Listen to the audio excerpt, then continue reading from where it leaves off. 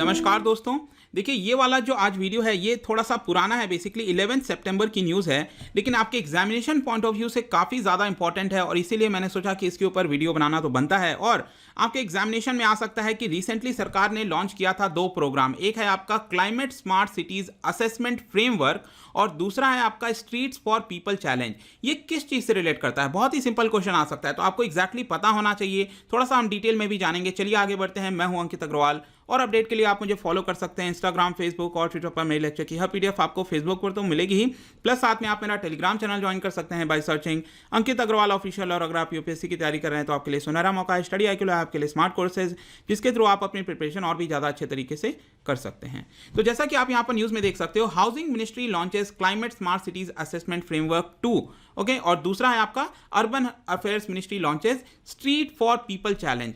तो यहां पर आपको समझना है कि ये आपका लॉन्च किया गया था, जैसे मैंने आपको बताया 11 सितंबर को। किसके द्वारा किया गया था? Ministry of housing and urban affairs. ध्यान रखिएगा, ये जो पूरा इवेंट है जो ऑर्गेनाइज कराया गया था, ये स्मार्ट सिटीज मिशन के तहत कराया गया था। आपको याद होगा सरकार ने लॉन्च किया था स्मार्ट सिटीज मिशन। इसके अंदर करीब 100 सिटीज को यहां पर स्मार्ट सिटीज में कन्वर्ट किया जाएगा। ऑल्दो इसके नाम से लगता है स्मार्ट सिटीज कोई बहुत ही ज्यादा हाईटेक इस तरह की चीजें नहीं है होती हैं, लेकिन हाँ जो मूलभूत सुविधाएं हैं सिटीज के अंदर वो अच्छे से प्रोवाइड की जाए, इसी को यहां पर स्मार्ट सिटीज बोला गया है। ठीक है, तो ये चीज आप ध्यान रखना, ये स्मार्ट सिटीज मिशन से रिलेटेड है और इसके थ्रू यहां पर जो ministry of housing and urban affairs है उन्होंने ये दो पर्टिकुलर प्रोग्राम को लॉन्च किया है। तो एक एक करके दोनों के बारे में जानेंगे अच्छे से। सबसे पहला है आपका climate smart cities assessment framework version 2। तो अगर 2 है ये, इसका मतलब ये पहले भी लॉन्च हो चुका है। तो यहां पर पहली बार इसको लॉन्च किया गया था 2019 में by ministry of housing and urban affairs. तो ये ध्यान रखना 2019 में इसकी शुरुआत की गई थी। ये दूसरा वाला है। ठीक है, अब इसके नाम को अच्छे से पढ़ो, climate smart cities assessment framework. मतलब कि जो हमारे शहर हैं उसको क्लाइमेट स्मार्ट बनाना। क्लाइमेट स्मार्ट का मतलब ये हुआ कि अगर यहां पर कुछ चेंजेस आते हैं क्लाइमेटिक, ठीक है, तो उसको सहन कर सके। मतलब कि हमारे सिटीज की प्लानिंग इस तरह से होनी चाहिए वो क्लाइमेटिक कंडीशन के हिसाब से ढल सके चीजों को, राइट। मतलब कि ऐसा नहीं है कि अगर हम कंक्रीट के जंगल बना रहे हैं अपने शहरों के अंदर, लगातार बड़ी बड़ी बिल्डिंग्स बना रहे हैं और ग्रीन हाउस गैसेस वगैरह रिलीज की जा रही हैं, इसकी वजह से एनवायरमेंट के ऊपर लगातार इंपैक्ट आ रहा है, तो ऐसा नहीं करना है। तो यहां पर एक तरह का ये फ्रेमवर्क है। फ्रेमवर्क का मतलब क्या होता है? सिंपली मतलब कि एक तरह का पैरामीटर हो गया, यहां पर गाइडलाइंस दी गई हैं सिटीज को, ताकि आप इस तरह से अपने शहरों की प्लानिंग करें। तो इसी को फ्रेमवर्क कहा जाता है। तो आई होप कि एक ओवरव्यू आपको यहां पर समझ में आ गया होगा। आप इसका जो आपका ब्राउचर है ये रिलीज किया गया था, आप देख सकते हो, climate smart cities assessment framework 2020। अब इसका मेन ऑब्जेक्टिव क्या है ये आपके एग्जाम पॉइंट ऑफ व्यू से इंपॉर्टेंट है। सबसे पहला, to provide a road map for cities. मतलब कि शहरों के लिए वो क्लाइमेट चेंज से कॉम्बैट कर सकें। जिस तरह से लगातार टेम्परेचर बढ़ता जा रहा है, इसको देखते हुए यहाँ पर जो क्लाइमेट चेंज की वजह से प्रॉब्लम्स हैं, फ्लड की समस्याएं हैं, इस तरह की जितनी भी दिक्कतें हैं उसको लड़ने में सक्षम हो हमारे सिटीज़, इसके लिए एक रोड मैप है। मतलब सिटीज़ की प्लानिंग अच्छे से हो। तो प्लानिंग हो गया, इंप्लीमेंटेशन हो गया, जो भी इन्वेस्टमेंट किया जा रहा है शहरों के अंदर वो क्लाइमेट चेंज को ध्यान में रखते हुए किया जाए, यही मेन ऑब्जेक्टिव है। अब अगर आप देखोगे तो इसका जो इंटेंशन है, to inculcate a climate sensitive approach to urban planning, वही जो मैंने अभी आपको यहां पर बताया है। तो देखिए यहां पर ये जो आपका रिलीज किया गया था ministry of housing and urban affairs के द्वारा, उन्होंने ये बताया कि जो हमने सीखा था फेज 1 में 2019 में, जो पहला आपका ये जो आपका फ्रेमवर्क निकल कर आया था, उससे जो हमने सीखा उसको और इंप्रूव करते हुए यहां पर जो सेकेंड वाला फ्रेमवर्क है उसको हमने रिलीज किया है। अब इसके अंदर अगर आप देखेंगे तो आपको टोटल 5 कैटेगरीज देखने को मिलेगी।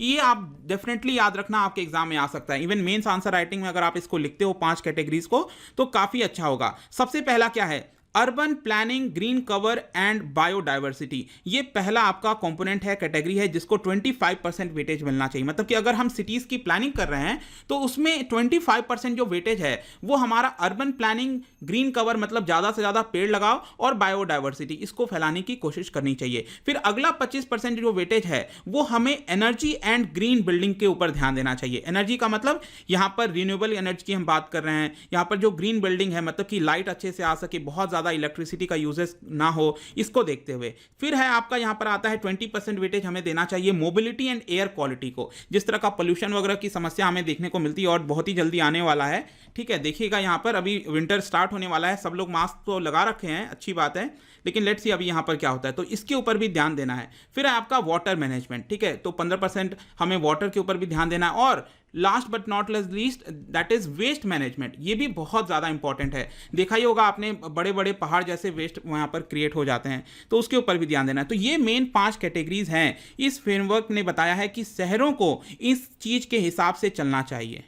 लेकिन इसके अंदर भी अगर आप ध्यान दोगे ना, तो यहां पर ये 5 कैटेगरीज को क्या किया गया है, 28 इंडिकेटर्स में बांटा गया है। आप देख सकते हो ये 5 कैटेगरीज हैं आपके, इसको अलग अलग यहां पर इंडिकेटर्स बताए गए हैं। जैसे कि आपका वेस्ट मैनेजमेंट हो गया, इसके अंदर क्या क्या चीजें होनी चाहिए, इसको अलग अलग कैटेगरीज में बांटा गया है। बहुत ज्यादा इंटरेस्टेड हो तो इसको लेके बैठ के देखते रहो, ठीक है। यहां पर अब हम चलते हैं आगे कि इसको इंप्लीमेंटेशन कैसे किया जाएगा। इंप्लीमेंटेशन का सिंपल मतलब है कि यहां पर कौन इसको ध्यान रख रहा है, कौन ये फ्रेमवर्क निकाल रहा है। तो ध्यान रखिएगा कि एक पर्टिकुलर सेंटर है जिसको कहा जाता है क्लाइमेट सेंटर फॉर सिटीज, ठीक है, very very important, climate centre for cities. ये किसके अंडर आता है, ये आता है आपका national institute of urban affairs. अब आप सोचोगे national institute of urban affairs किसके अंडर आता है, तो ये वर्क करता है दोस्तों आपका ministry of housing and urban affairs का, ठीक है। तो आपके प्रीलिम्स के लिए एक बहुत ही अच्छा क्वेश्चन बन सकता है यहाँ पर, इसको आप ध्यान रखिएगा। तो इनके द्वारा बेसिकली इसका पूरा जो इंप्लीमेंटेशन है वो देखा जा रहा है। अब नेक्स्ट आते हैं दोस्तों हम यहाँ पर स्ट्रीट फॉर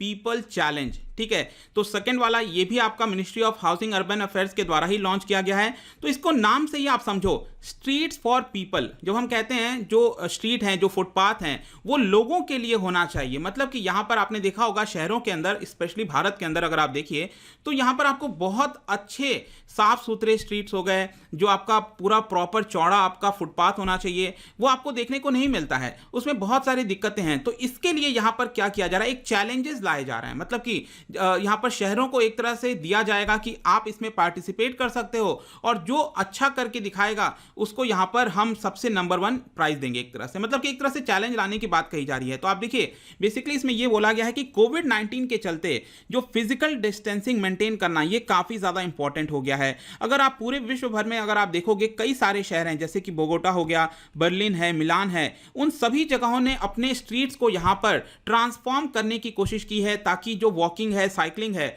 वो और ज्यादा अच्छे से हो सके। तो कहीं ना कहीं इसी चीज को देखते हुए भारत के शहरों के पास भी इस बार अपॉर्चुनिटी है एक तरह से कि इसका फायदा उठाएं और अपने स्ट्रीट्स को और ज्यादा बेहतर करने की कोशिश करें। तो अगेन यहां पर बात आती है कि ये जो इनिशिएटिव है ये किसके अंडर लॉन्च किया गया है। तो अगेन ध्यान रखना है आपको, स्मार्ट सिटीज मिशन के अंदर, जो कि आता है आपका ministry of housing urban affairs के अंदर। तो इन्होंने इसको लॉन्च किया है। सो इंस्पायर सिटीज टू क्रिएट, इसका मेन मकसद क्या है कि जो शहर हैं उनको एक तरह से इंस्पायर किया जा सके, ताकि जो स्ट्रीट्स हैं वो आपके वॉकिंग फ्रेंडली हो, वहां पर बहुत ज्यादा दिक्कत ना हो। कई बार तो आपने देखा होगा ना, फुटपाथ है यहाँ पर, तो बाइक वाले क्या है कि आराम से इसके ऊपर चढ़ जाते हैं, कई बार तो फॉर्च्यूनर भी चढ़ जाती हैं स्ट्रीट्स के ऊपर। तो ये सब तो आम बात है हमारे देश में।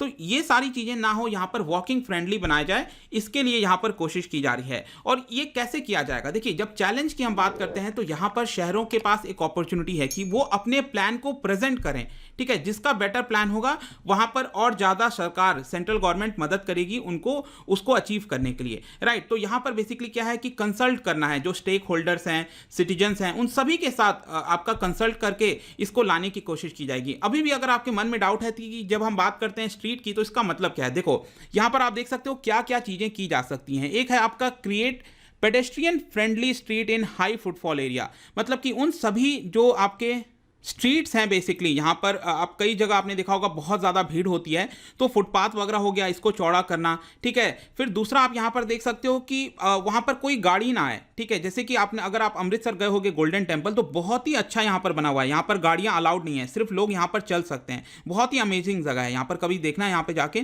तो यहाँ पर गाड़ियाँ अलाउड नहीं है। आई थिंक रिसेंटली मैं गया तो नहीं हूँ, लेकिन ऐसा बताया जा रहा है चांदनी चौक में भी जो गाड़ियाँ चला करती थी उसको यहाँ पर हटा दिया गया है, ठीक है। अब लोग सिर्फ वॉक कर सकेंगे। तो इस तरह का जो माहौल होता है काफ़ी बेटर होता है, तो कंजेशन कम होता है बेसिकली इससे, और जो सोशल डिस्टेंसिंग थोड़ी बहुत मेंटेन करनी है वो भी किया जा सकता है। इसके अलावा आप देखिए कई सारे आप फ्लाईओवर्स देखते होंगे दिल्ली में, मुंबई में, तो फ्लाईओवर्स के नीचे उसका यूटिलाइजेशन अच्छे से किया जाना चाहिए। मतलब कि अगर हम ये जो स्पेस है इसको रिक्लेम कर सकें, इसका अच्छा यूटिलाइजेशन कर सकें, ये भी एक अच्छी बात होगी। इसके अलावा पॉपअप पार्क हो गए। पॉपअप पार्क का मतलब होता है कि आपने देखा होगा कि कई सारे पार्किंग स्पेसेस होते हैं, कई बार वो बंद हो जाते हैं, मार्केट नहीं रहता है, तो अचानक से कुछ देर के लिए वहां पर पार्क हो गया, कई फैसिलिटीज हो गई, उसको यहां पर लाया जाए। इसके अलावा आपने देखा होगा कई सारे शहरों के अंदर डेड स्पेसेस होते हैं, मतलब उसको यूटिलाइज नहीं किया जाता, तो वहां पर भी इस तरह की फैसिलिटीज लाई जा सकती हैं। और कई बार आपने देखा होगा कि अगर आपको पॉइंट ए से एक किसी शहर के अंदर पॉइंट बी पर जाना है, ठीक है, तो यहां पर बहुत ही वॉक करके जाया जा सकता है, लेकिन वहां पर रास्ता नहीं है,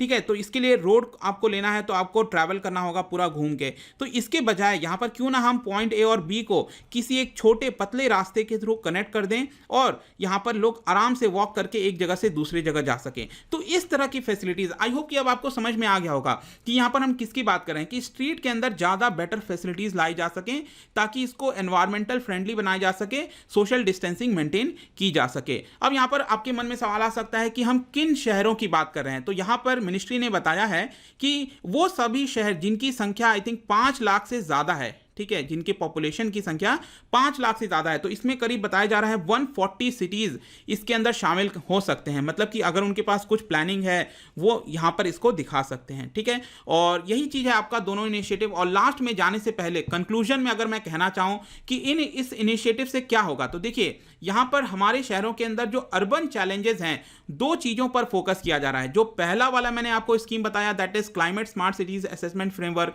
यहां पर क्लाइमेट चेंज से लड़ने के लिए एक तरह से चीजों को, सिटीज को यहां पर उससे ढाला जा रहा है। और दूसरा हो गया लिवेबिलिटी, मतलब कि आप शहर में रह रहे हो तो आप अच्छे से रहो, लिवेबल हो, ऐसा ना हो कि कंजेशन हो वहां पर, ठीक है। तो ये दोनों चीजों के थ्रू ऐसा करने की कोशिश की जा रही है। तो आई होप दोस्तों ये जो पूरा वीडियो था यहां पर आपको क्रिस्टल क्लियर समझ में आ गया होगा कि बेसिकली यहां पर ये जो दोनों प्रोग्राम है इसका मतलब क्या है। अगर आप मुझसे इकोनॉमी पढ़ना चाहते हैं, कोई कोर्स परचेज करना चाहते हैं, आप स्टडी IQ ऐप पर जा सकते हैं। किसी भी इंक्वायरी के लिए आप मुझसे डायरेक्टली इंस्टाग्राम पर जुड़िए, यहां पर मैं डेली एक MCQ डालता हूं, आप स्टोरीज में जाकर प्ले कर सकते हो। मिलता हूं आपसे next time, till then thank you very much, see you soon.